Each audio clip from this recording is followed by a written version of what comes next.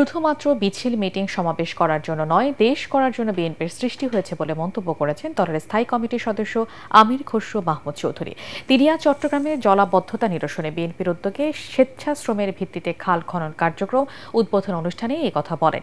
এ সময় শহীদ প্রেসিডেন্ট জিয়াউর রহমান খাল খনন সহ বিভিন্ন কর্মসূচির মাধ্যমে দেশের অর্থনৈতিক সামাজিক উন্নয়ন করেছিলেন বলেও জানান তিনি।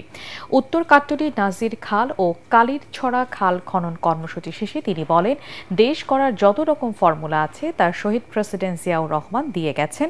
আগামীতে নেতাকর্মীদেরকে তা সফল করতে হবে।